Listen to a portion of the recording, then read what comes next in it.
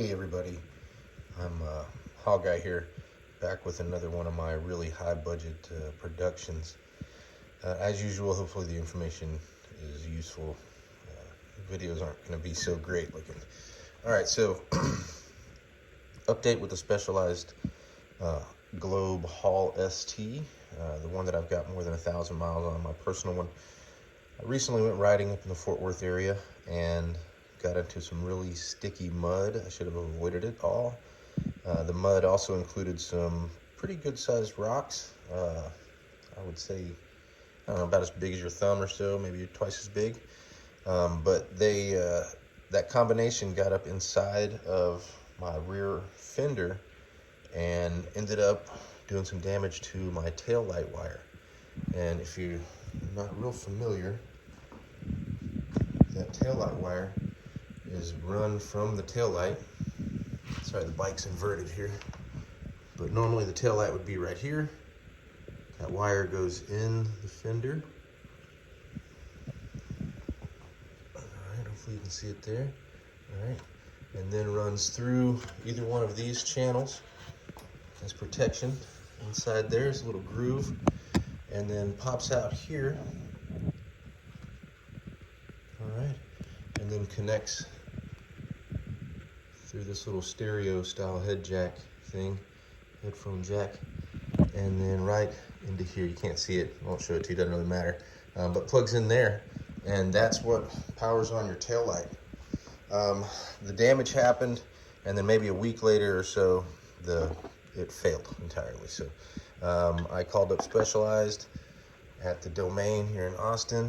They ordered me another tail light, came in quick. Won't say the price because that could change over time, but of course it was affordable for this. If I can get this thing rehabbed, maybe I'll have some kind of a spare or something, but easy peasy, stored it up. It's got a similar style kind of mount to a GoPro, so I'm going to get that on. These are the tools that I use to take it off. These are the parts that I take off, that I took off, including the big old wheel. Sorry, out of focus there. Including the big old rear wheel. If you haven't taken that rear wheel off yet, it is not that big of a deal. Don't be intimidated by it. I'll let you know how it goes. I think what my solution is going to be is I'm going to add some tape or some kind of extra secure here, some way to secure it a little bit better and keep it flat against the fender as it goes up and then plugs into the controller.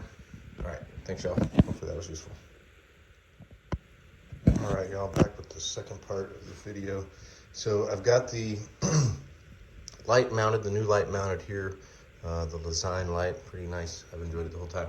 Okay, so what I did is added some kind of high strength, clear, single-sided Gorilla tape. Don't use the two-sided, you get all kinds of gunk in there if you do, I'm sure. And then I added another one here. This is where they go into the little channel right here under the fender, or built into the fender, and then exits here. So I've added tape there to keep it nice and snug to the fender. Now, this was the unforeseen part. This, unless you've got some kind of crazy tool that I've never heard of, in order to get that headphone jack plugged in, I had to remove this 4 small screws or bolts and a very tight situation right over here. So you might need some specialty tools for that, something that might flex or have a really low ratcheting degree. Either way, it wasn't too bad. Got it done.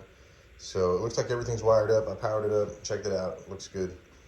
So yeah, that looks like what it takes. All right, let me get that back wheel on.